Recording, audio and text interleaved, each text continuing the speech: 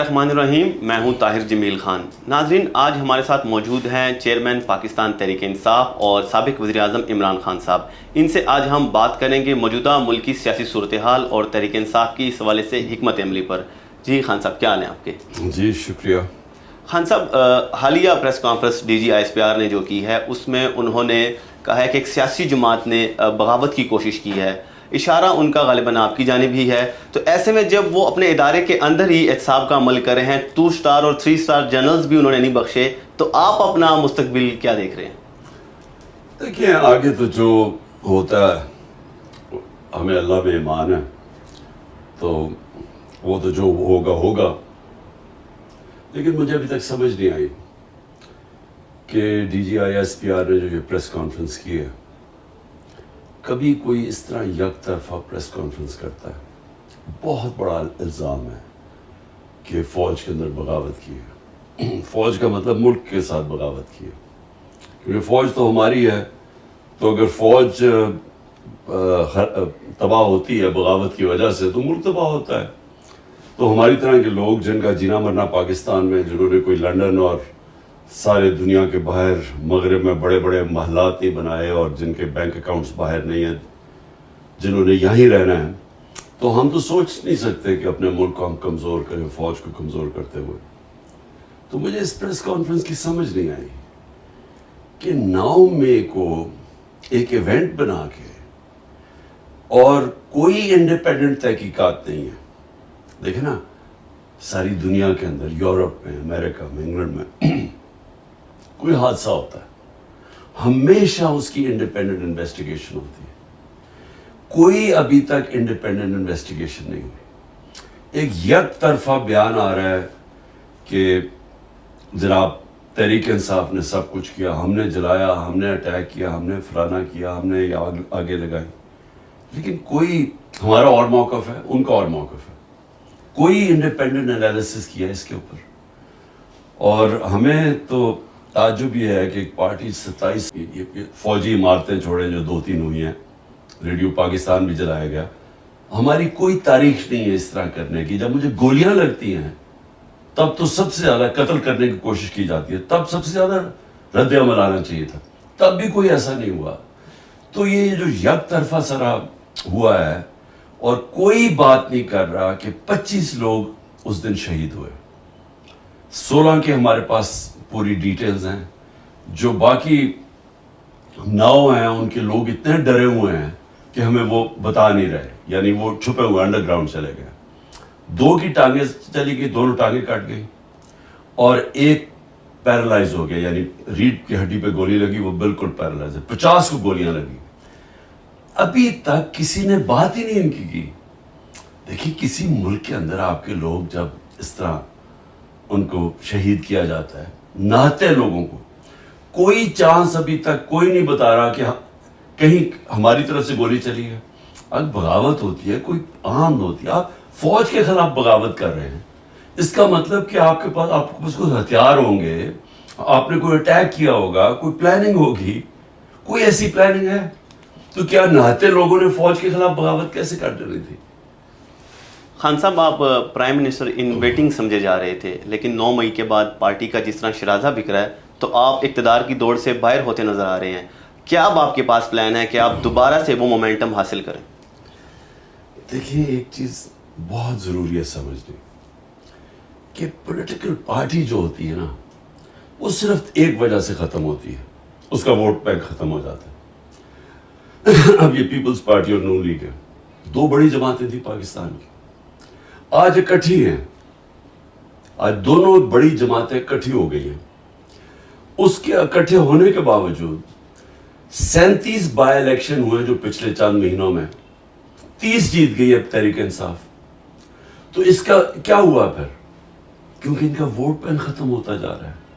اکٹھے ہو کے بھی ایک جماعت کو نہیں ہرا سکتے، پوری اسٹیبلشمنٹ کی بیکنگ، پولیس ان کے ساتھ، انتظامیہ ان کے ساتھ، الیکشن کمیشن ان کے ساتھ، پھر بھی 37 میں سے 30 الیکشن ہار گئے۔ اور اتنے خوف زدہ ہیں کہ جب سپریم کورٹ نے اناؤنس کیا ہمارا پنجاب کا الیکشن 14 مئی کو، ان سب نے مل کے الیکشن سے بھاگ گئے۔ سپریم کورٹ کا فیصلہ، آئین کی خلاف ورزی کی، کیونکہ ڈرے ہوئے ہیں ہارنے سے. تو پوائنٹ یہ ہے کہ جماعت تو تب ہارتی ہے جب اس کا ووٹ بینک ختم ہو جاتا ہے, اور جب اس کا ووٹ بینک ختم ہو جاتا ہے تو اسٹیبلشمنٹ بھی اس کے ساتھ کھڑی ہو جائے, وہ نہیں جیت سکتی.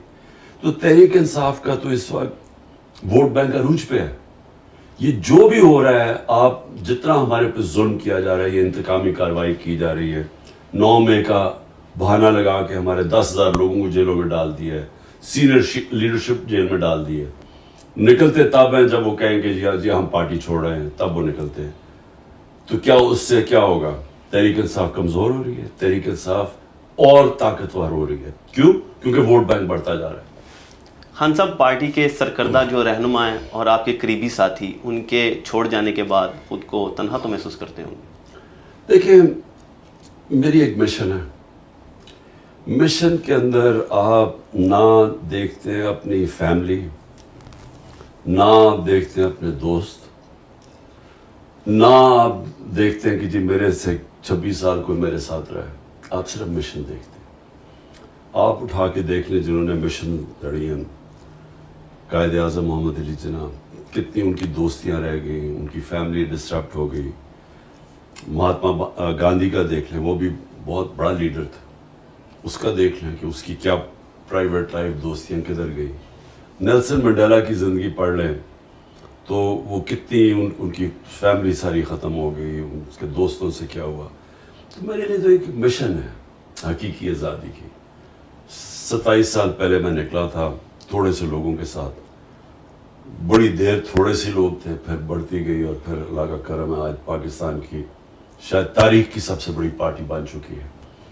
تو اس کے اندر دوستیاں کا آنا جانا سے کوئی فرق نہیں پڑتا. کنسنٹریشن ہے کہ ہم نے اپنے ملک کو, اگر ہم نے اس کو اٹھانا ہے, اگر ہم نے اس کو ایک عظیم قوم بنانا ہے جو کہ بن سکتی تھی. بڑا خواب تھا پاکستان, وہ تب ہوگا جب حقیقی جمہوریت آئے گی. حقیقی جمہوریت تب آتی ہے. حقیقی جمہوریت کا مطلب حقیقی آزادی. آزادی ہوتی ہے تو خوشحالی ہوتی ہے. حقیقی جمہوریت تب تک نہیں آ سکتی جب تک رول آف لا یعنی انصاف نہیں ہوتا. کیونکہ رول آف لا ہوتا ہے تو جمہوریت ہوتی ہے, تو آزادی ہوتی ہے, تو خوشحالی ہوتی ہے.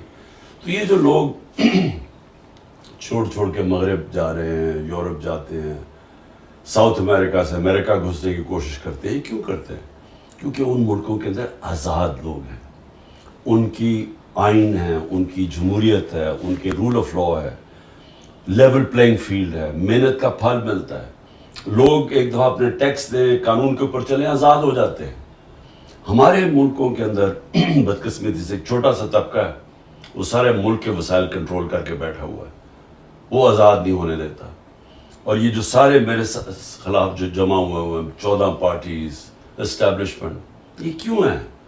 کیونکہ یہ سب ڈرے ہوئے ہیں اس ملک میں حقیقی آزادی سے. حقیقی آزادی کا مطلب کہ یہ جو سارے قبضہ کر کے بیٹھے ہوئے وسائل کے اوپر اور قانون کے اوپر بیٹھے ہوئے ہیں, تو ان کو خطرہ ہے. خان صاحب, آپ کے پرانے دوستوں کی نئی جماعت استحکام پاکستان پارٹی کو کس نظر سے دیکھ رہے ہیں آپ؟ دیکھیں, کبھی بھی پاکستان کی تاریخ میں کوئی آرٹیفیشل پارٹی چلتی نہیں ہے. زندگی میں کوئی شارٹ کٹ نہیں ہوتا. یعنی میں اگر یہاں تک پہنچا ہوں تو 27 سال کی سٹرگل ہے. 14 سال کی, جس طرح میں نے کہا تھوڑے سے لوگ تھے ساتھ, مذاق اڑتا تھا. آہستہ آہستہ پبلک کے اندر اس کی جڑیں گئیں, اس کا نظریہ گیا, اور آج سب سے بڑی اللہ کا کرم ہے جماعت ہے.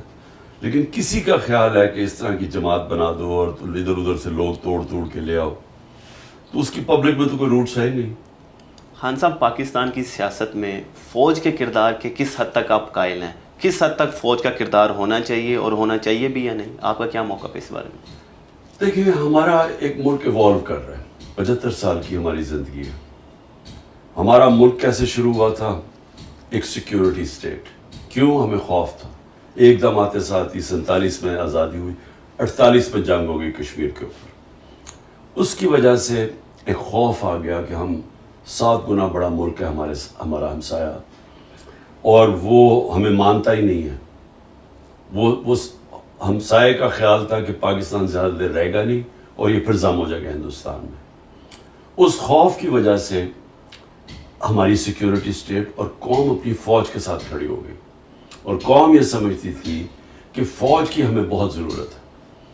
تو وہ ہوتا ہوا ایسے کہ فوج نے 3 دفعہ ڈائریکٹ مارشل لاز لگائے حکومت کی, اور جب نہیں بھی مارشل لا تھے تو فوج اندر ایک سسٹم کے انٹرنچ ہو گئی. میرا پوائنٹ یہ ہے کہ آگے جب ہم پڑھ رہے ہیں, کوئی بھی جو پرماننٹ چیز ہوتی ہے نا, وہ ہوتی ہے چینج. آپ اگر وقت کے ساتھ نہیں بدلتے, ٹائم کسی کی انتظار نہیں کرتا, آپ کو پیچھے چھوڑ دیتا ہے. آج اگر ہم اپنا ہندوستان سے موازنہ کریں, اور جو ابھی ہندوستان کی اور امریکہ کا جو معاہدے ہوئے ہیں, اور جس تیزی سے اب ہندوستان آگے بڑھ رہا ہے, اور جس تیزی سے ہم نیچے جا رہے ہیں, تو ہمیں آج ہی سوچنا چاہیے کہ اگر ہم نے اپنے آپ کو بدلا نہ, تو ہمارا مستقبل اب خطرے میں ہے. کیونکہ جو ہندوستان کی یہ جو بی جے پی یا آر ایس ایس کی جو نظریہ آئیڈیالوجی ہے, یہ پاکستان کو تسلیم نہیں کرتی, اور یہ پوری کوشش کرے گی کہ اگر انہوں نے یہ دیکھا جس طرح ہم کمزور ہوتے جا رہے ہیں, تو وہ گرتی ہوئی دیوار کو ایک دھکا اور دو, وہ ضرور کریں گے, وہ ہمیں اور کمزور کریں گے. کیونکہ وہ نریندر مودی کا بڑا ایک تکبر بھرا ہوا بیان آیا ہے کہ پاکستان تو اپنے بوجھ کے اندر ہی گر رہا ہے, ہمیں تو اس کی پرواہ نہیں کرنی چاہیے. لیکن وہ پرواہ کر رہے ہیں, وہ کریں گے پاکستان کو اور کمزور. تو ہمیں تو اپنے آپ کو اگر ہم نے نہ بدلا, ہم نے اپنے آپ کو ایک حقیقی طور پہ جمہوریت اور رول آف لا نہ لے کے آئے پاکستان میں, تو مجھے افسوس سے کہنا پڑتا ہے کہ جو اب حالات ہیں, اگر اسی طرح ہم چلتے رہے, اس کا تو کوئی مستقبل نہیں ہے. خان صاحب, پاکستان میں میڈیا کی آزادی کو آپ کس نظر سے دیکھ رہے ہیں, اور کس حد تک میڈیا کی آزادی کے آپ قائل ہیں؟ دیکھیں, جمہوریت کیا ہے؟ جمہوریت ہے آزادی. جمہوریت کیوں ہم چاہتے ہیں؟ کیونکہ ہمیں آزاد کر دیتی ہے. کیوں جو ملک جمہوریت جن میں آ جاتی ہے وہ کیوں تیزی سے ترقی کر جاتے ہیں؟ کیونکہ وہ لوگ آزاد ہو جاتے ہیں. ایسٹ اور ویسٹ یورپ دوسری جنگ عظیم کے بعد آدھا غلامی میں چلا گیا, ایک ٹوٹیلیٹیرین سٹیٹس بن گئی, آزادی ختم ہو گئی, اور جو آدھا یورپ تھا, ویسٹرن یورپ, آزاد ہو گیا. 50 سال کے بعد جو آزاد یورپ تھا وہ خوشحال ہو گیا, اوپر چلا گیا, جو غلام تھا وہ نیچے رہ گیا. ایسٹ جرمنی, ویسٹ جرمنی, جو آزاد تھا, جو جمہوریت تھی, ویسٹ جرمنی وہ اوپر چلا گیا, ایسٹ جرمنی پیچھے رہ گیا. ساؤتھ کوریا, نارتھ کوریا میں ڈکٹیٹرشپ آ گئی, ساؤتھ کوریا جمہوریت آ گئی, وہ اوپر چلا گیا اور وہ پیچھے رہ گیا. تو ہمیں یہ پتہ ہے کہ جمہوریت اور آزادی ساتھ ساتھ جاتے ہیں, اور اس کے لیے آزاد میڈیا بہت ضروری ہے. جب آپ میڈیا آزاد ہوتا ہے, وہ تنقید کرتا ہے. ایک سسٹم, جب ایک سسٹم میں آپ تنقید کرتے ہیں, وہ اس میں اصلاحات کی چانس ہوتی ہے. جب آپ تنقید ختم کر دیتے ہیں, سسٹم ختم ہو جاتا ہے.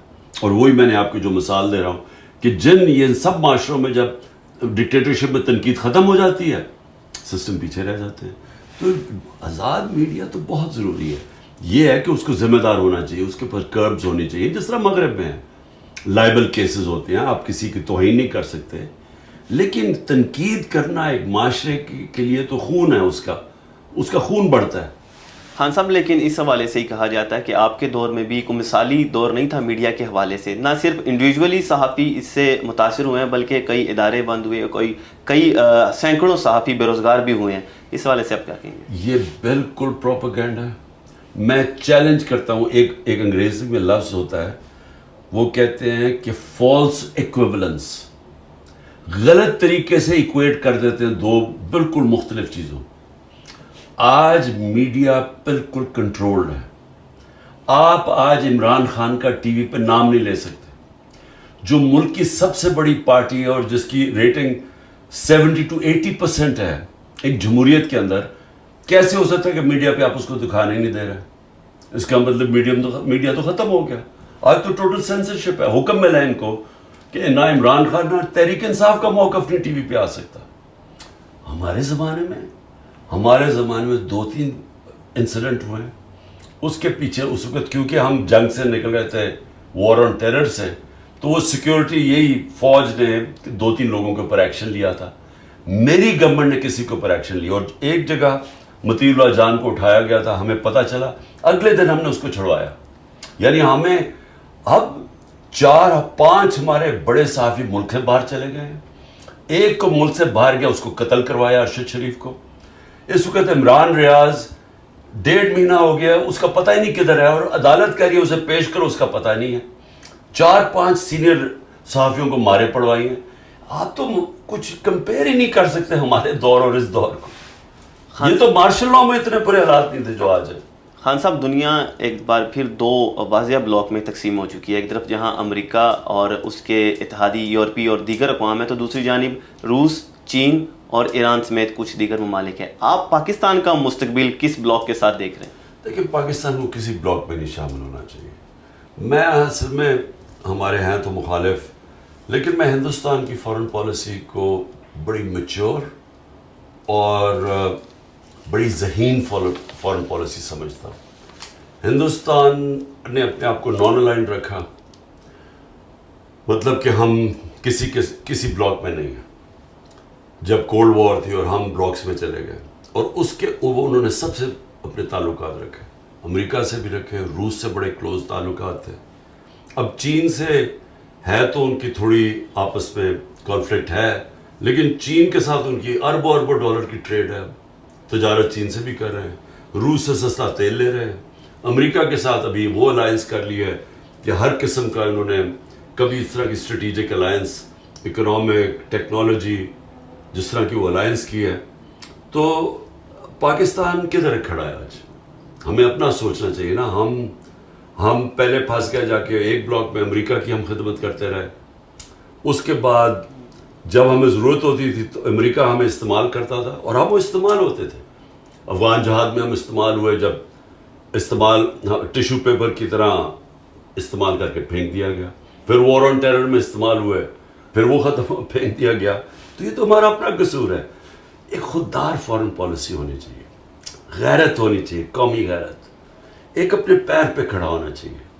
ہمیں اب سب سے اچھے تعلقات رکھنے چاہیے. ہمیں امریکہ سے بھی اچھے رکھنے چاہیے، چین سے بھی، روس سے بھی، سب سے. کیونکہ ہمیں تو ایک امن چاہیے پاکستان میں. ہمیں کسی کی جنگ کے اندر شرکت نہیں کرنی چاہیے. میرا بالکل موقف ٹھیک تھا کہ روس اور یوکرین کے بیچ ہمیں نیوٹرل رہنا چاہیے. اس گورنمنٹ نے آ کے یوکرین کا ساتھ دینا شروع کر دیا، اور پھر کہتے ہیں جی روس نے ہمیں سستا تیل نہیں دیا. تو یہ تو ہمارا اپنا، ہمیں کیوں ضرورت ہے؟ کیا کوئی ہماری کانفلکٹ میں شرکت کرتا ہے؟ ہمارا اب کشمیر کا مسئلہ بنا ہوا ہے. انہوں نے، ہندوستان نے یونائٹڈ نیشنز کی سیکورٹی کاؤنسل ریزولوشن کو باہر پھینک کے ان کی اسٹیٹہوڈ ختم کر دیے. 5 اگست 2019 میں. کیا کسی نے ہماری مدد کی؟ کوئی ہمارے لیے بولا ہے؟ تو ہم کیوں کسی کی جنگوں میں شرکت کریں؟ خان صاحب، آپ امریکہ پر الزام لگاتے تھے اپنی حکومت کے خاتمے کا. آپ آج بھی سٹینڈ کر رہے ہیں اس الزام پہ؟ دیکھیں، جو حقیقت ہے وہ تو ہے نا حقیقت، کہ ایک 6 مارچ کو میرے پاس ایک سائفر آتا ہے، کوڈڈ میسج، سیکرٹ میسج اپنے ایمبیسڈر سے واشنگٹن میں، اسد مجید سے، کہ ان کو ایک American under secretary of state نے کہا کہ عمران خان کو اگر تم نہیں ہٹاؤ گے ووٹ آف نو کانفیڈنس میں تو ہم تمہارے لیے، پاکستان کے لیے کانسیکوینسز ہوں گے. تو یہ تو حقیقت ہے، کیونکہ وہ سائفر تو میں نے اس میں بھی کیبنٹ میں رکھا، نیشنل سیکورٹی کاؤنسل میں رکھا، کہ ہمارے ملک کی توہین ہے یہ، کہ ایک دوسرے ملک کا ایک آفیشل کہہ رہا ہے کہ ملک کے الیکٹڈ پرائم منسٹر کو ہٹا دو. تو وہ تو فیکٹ ہے. لیکن بعد میں ہمیں جب چیزیں آہستہ آہستہ پتہ چلی، ایک فائرہ ہے انگلینڈ کے اندر، امریکہ کے اندر، جس کے اندر آپ کو رجسٹر کرنا پڑتا ہے. کوئی بھی فورن لابسٹ ہو اس کو رجسٹر کرنا پڑتا ہے. کسی ملک سے اگر کوئی لابی کر رہا ہو تو اس میں پتہ چلا کہ حسین حقانی کو ہم نے $30,000 دیے تھے، اور جنرل باجوہ نے اس کو پیسے دلوائے تھے اپنے لیے لابی کرنے کے لیے میرے خلاف، کہ عمران خان اینٹی امریکن ہے. تو یہ یعنی سازش تو ادھر سے شروع ہوئی، تو ادھر اس کے بعد ادھر سے سائفر آیا. خان صاحب، ایک تاثر عام ہے کہ آپ کے دور میں آپ پاکستان میں چینی منصوبوں پر تحفظات رکھتے تھے. آج کی تاریخ میں سی پیک پر آپ کا کیا موقف ہے؟ دیکھیں، پہلے تو یہ بالکل ہی غلط ہے. ہمیں بلکہ الٹا کہا جا رہا تھا. جنرل باجوہ ہمیں کہتا رہتا تھا کہ تم بہت زیادہ چائنا کی طرف چلے گئے ہو، امریکہ ناراض ہو جائے گا. ہمیں تو وہ الٹا کہتا تھا. تو ہمارا تو یہ ہے کہ چائنا ہمارا 70 سال پرانا دوست ہے، اور چائنا ہمارے ساتھ ہر اچھے برے وقت میں کھڑا رہا، اور ہمیں ہمیشہ چائنا سے تعلقات ہمارے اس لیے اچھے ہونے چاہیے کہ فیوچر میں چائنا ایک وہ پاور نکل رہی ہے، اکنامک پاور، میرے نہیں خیال میں اس کا کوئی مقابلہ کرے گا.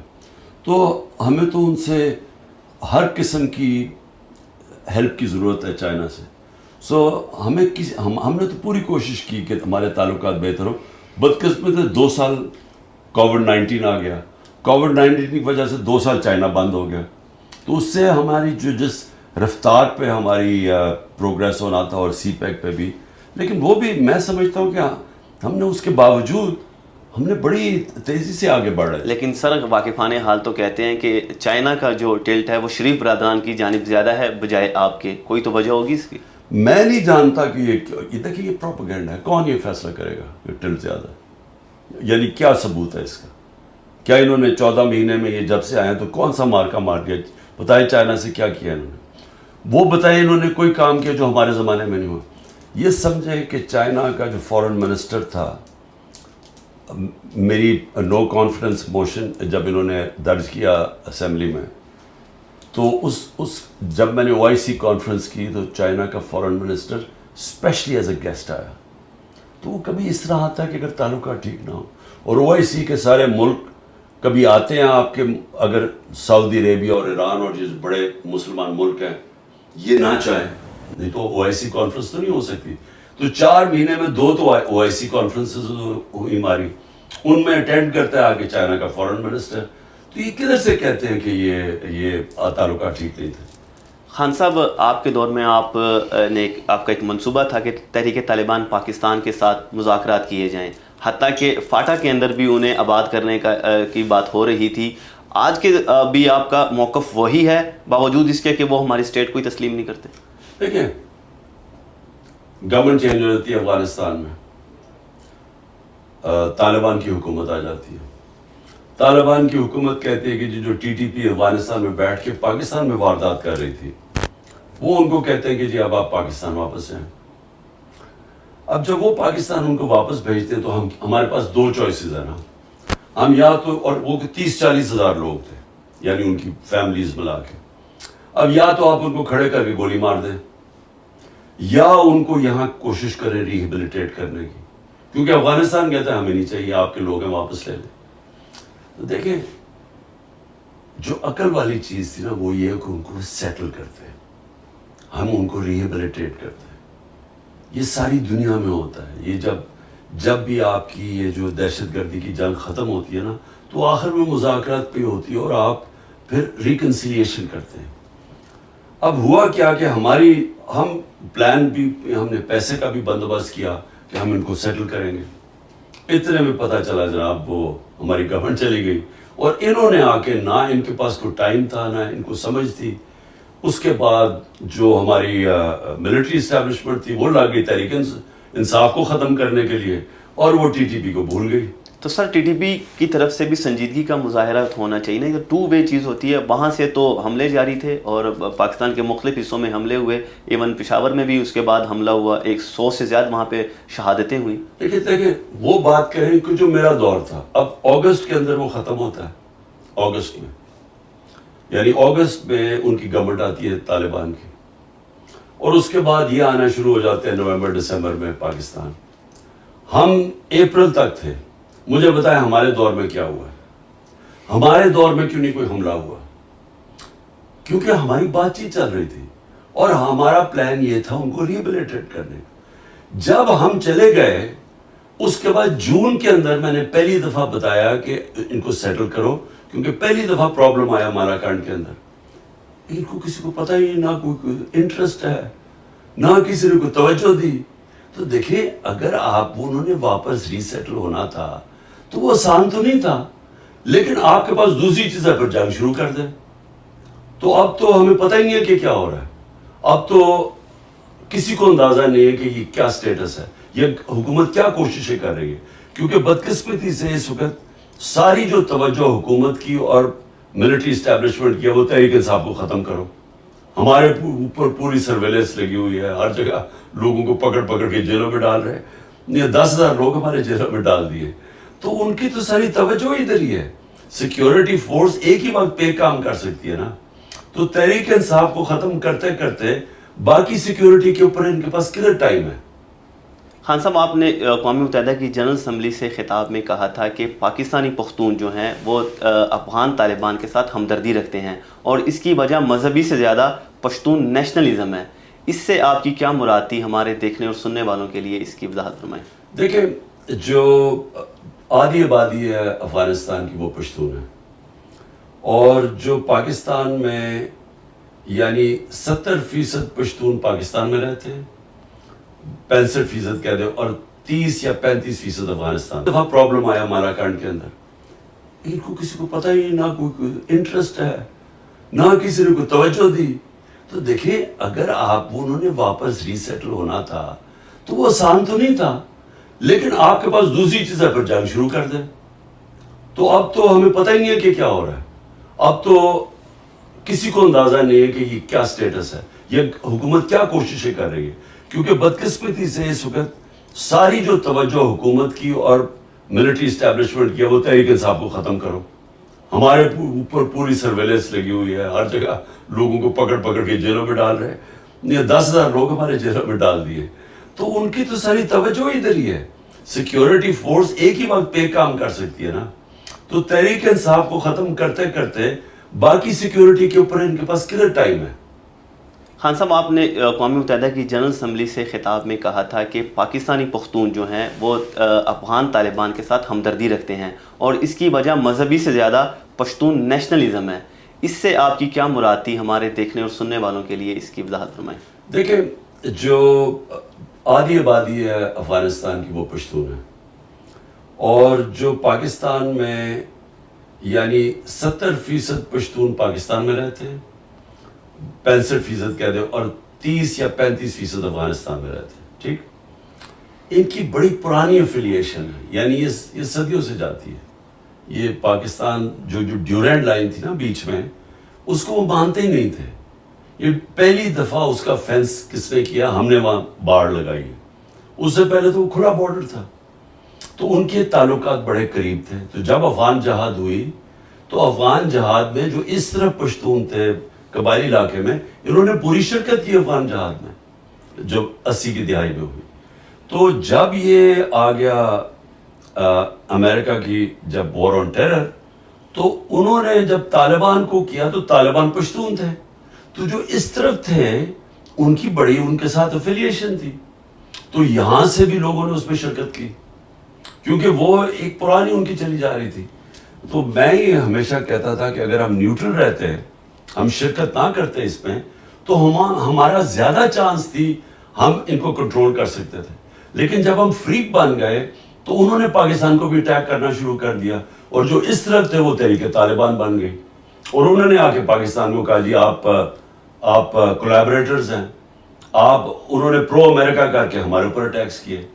خان صاحب، آپ نے القاعدہ چیف کو بھی شہید کہا تھا. اس کی کیا وجہ تھی اور کیا آج بھی آپ اسے شہید سمجھتے ہیں؟ وہ تو اور طرح میں نے بات کی تھی، وہ غلط طرح یہ سمجھے تھے. میں نے کلیریفائی کر دی تھی بات میں. تو ابھی اگر آپ ریکارڈ کی درستگی کے لیے کلیریفائی کریں اور آگے چلیں اور بات کریں. اچھا، آخری سوال آپ سے ذرا موجودہ تلخ صورتحال سے ذرا ہٹ کے ہے اور وہ کرکٹ پہ ہے.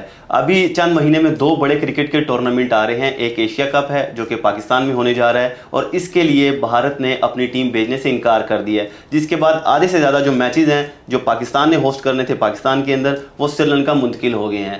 اور دوسری طرف اس کے ایک ماہ بعد ہی بھارت میں عالمی کپ آ رہا ہے، ورلڈ کپ، اور وہاں پاکستانی ٹیم نے جانا ہے. اور حکومت نے ابھی تک فیصلہ نہیں کیا کہ آیا ہمیں بھی ٹیم بھیجنی چاہیے یا نہیں. آپ اگر ہوتے، آپ وزیر اعظم ہوتے، آپ کا چیئرمین پی سی بی ہوتا، تو اس میں آپ کی کیا پالیسی ہوتی؟ میں پاکستان میں ٹورنامنٹ کرتا، بھارت نہیں آتی تو نہ آتی. کیونکہ اور اگر وہ یہاں نہ آتی تو ہمیں وہاں بھی نہیں جانا چاہیے تھا. کیونکہ دیکھیں، یہ نہیں ہو سکتا کہ وہ یعنی یہ تو ایسے لگ رہا ہے کہ اب ہمارا وہ سٹیٹس بن گیا ہے جو بنگلہ دیش کا ہے یا سری لنکا کا یا نیپال کا ہے. یعنی ہم تو وہ اب ہو گئے نا کہ ایک سیٹلائٹ سٹیٹ بن گئے. دیکھیں، خودداری بھی ہوتی ہے قوم کی. پاکستان ابھی بھی دنیا کی ٹاپ کرکٹ ٹیمز میں سے ہے، اور پاکستان کی ٹیم کی اہمیت ہے. دنیا دیکھنا چاہتی ہے پاکستان ٹیم کو. ہمارے پاس ورلڈ کلاس کرکٹرز ہیں. ہمیں کیوں اپنے آپ کو انڈر سیل کرتے ہیں؟ کیا اگر وہ سمجھتے ہیں کہ وہ بہت بڑی کوئی کرکٹنگ پاور بن گئے تو ہم بھی ہیں. تو ہمیں اگر وہ ہمارے ملک میں کھیلنے کے لیے نہیں تیار تو ہم کیوں ان کے ملک میں جا کے کھیلیں؟ خان صاحب آپ کے وقت کا بہت شکریہ.